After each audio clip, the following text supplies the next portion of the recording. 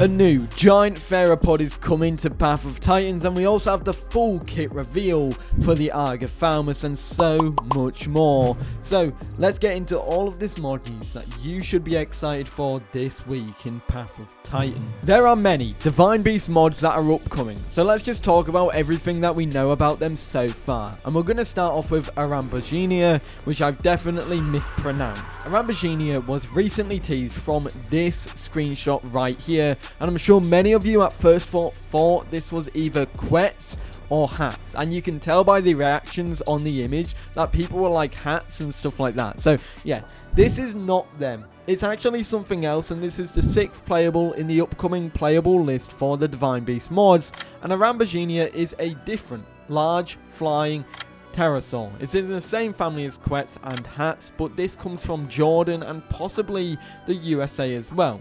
So far, we only have this untextured model, and that's all we have to show for it at the moment. However, we have something else to showcase, and this is amphicoelias. This is a very early teaser of the textured model for the Amphi, and this was recently released as well, showing the lower body of the mod with the large toes on the hind legs. But I mean, overall, if I moved away from the toes and ruined the day from all of you feet lovers and foot fetish people out there, the textures on this dinosaur are remarkable. They're really nicely put together, and I cannot wait to see this more in game. It's another mid-sized sauropod. I'm saying mid-sized here because technically in the Path of Titans world, you have a Margosaurus, which compared to every other sauropod is very small, and then you have at the upper end Argentinosaurus, and I'm pretty sure Amphi is not going to be the size of Argent. It's going to probably be about the size of the Patasaurus. Speaking of that though, we also know that the creators of this mod are going for a Diplodocid instead of a Rabachysaurid, which this dinosaur technically is thought to be, but I digress from that because we have another dinosaur to talk about, and this is Albertosaurus. We recently got the look around animation being shown off for the dinosaur as well. In addition to this, Doc, who is the main guy, the head honcho for the Divine Beast team, went on to say this: the Orca, the Mutaborosaurus, and Albertosaurus are all in their animation phase. And yes, there are more to come, whether that's more dinosaurs going into the animation phase or more teasers and animation showcases for every single of these dinosaurs and creatures that was just mentioned. And it's very exciting, and I cannot wait to see more. It looks like that Orca is shaping up really well too. The Argilla team are introducing their own Rex. Now you may be about to say, oh my god, another Rex. Well, I'm going to say this really quickly. Do bear in mind that this is actually a Rex that I believe has been in development for quite some time.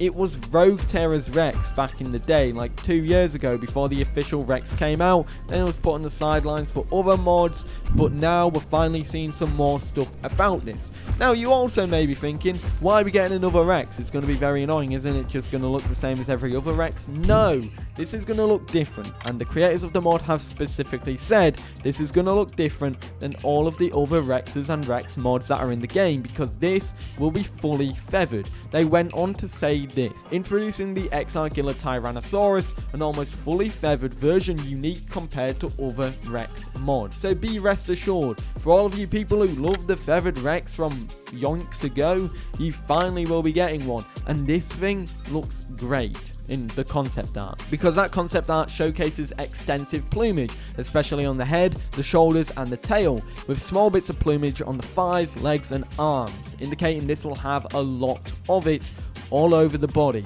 But this isn't the only mega theropod we are talking about today, because a new large theropod dinosaur is underway, made by someone who technically this will be their first foray into the game. This is made by El Reptilinio.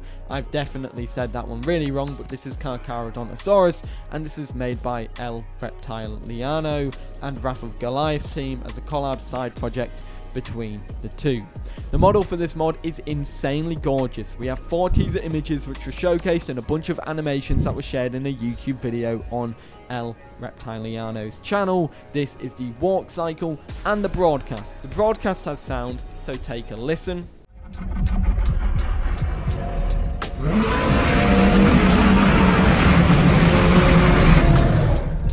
But now we are back. I do want to say that the sound is referenced from Dinosaur Planet in 2003. They showcased a reference in the video as well. Overall, this is a fantastic upcoming mod and I cannot wait for it. The model is really well put together. The animations and sounds are great and we know what to expect, as well as this is something worked in conjunction alongside the Wrath of Goliath's team, who are a very talented team within the game, bringing mods like Dimetrodon, Caprosuchus and many more.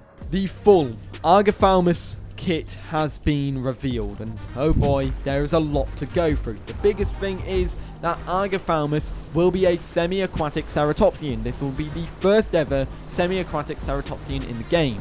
So let's dive into the kit. Firstly, let's look at the rough stats. This looks to specialize in survivability, damage, defense, and is faster in water than it is on land. And it has relatively low recovery as well, but that's, usual for ceratopsians, especially big ones in this game. It also has a lot of abilities. It has 32 abilities that will come to this mod. Let's dive into all of them. For the head, you'll get Widowmaker, Shearing Bite, Soul Shield, Victorian's Vigor, and Head Swipe. For the front limb, you get Tsunami Stomp, Firm Grip, Swamp Foot, and Dunking Kick. For the hide, you get Great Wonder, Resilient Frill, Explorer Frill, Fortified Frill, Slick Frill, Solar Powered, and Amphibious Scales. For the legs, you get Hydro Charge, Mud Wrestler, Strong Tendons. And for tail, you get Swift Tail, Paddle, Tail Attack. For the sensors, you get Drenched Blows, Ferryman, Blood Rage, and Phalanx. And for the diet, there is Forager, Gone Fishing, and Durophagus Chewer. And finally, for voice and passive, these are two separate ones, but for the voice you get Wetlands Wrath and Wrath of the Macedons. And for passive, you get Humidifier as well. We actually do know a little bit about some of these abilities. The first one is the Hydro Charge, which is when wet, you gain the ability to charge forward in a line, causing damage to anything that you hit upon hitting an opponent. Their turn radius is worsened and movement speed is decreased by 10% for 5 seconds. Swamp Foot is when wet, improves your turn radius and turn in place by 10% and your knockback resistance by 20%. Widowmaker is a medium damage goring headbutt attack used to quickly dispatch your opponents, can be used while moving or running. If enemies are successfully hit with this ability, they gain a debuff that worsens their turn radius by 2%, stacking up to 5 times. The debuff lasts 7 seconds per stack. Victorian's Vigor is a stand-in-place ability where you rise upwards to swing your head diagonally. It deals bleed and high damage. It consumes stamina to use, cannot be cancelled or move while using. And finally, Tsunami Stomp, which is a heavy stomp with your front feet that deals area of effect. If you are wet, this ability deals 25% more damage and cannot be cancelled or move while using. So there's a lot of things here that are very specifically being in the water. You have to be in the water, you have to be wet to be able to do most of those abilities shown, which is what the developers of this mod did say. They're trying to make it so you are promoted to stay near the water or in the water. And so I think that playstyle is going to heavily be influenced by those abilities, like the ones that have just been showcased.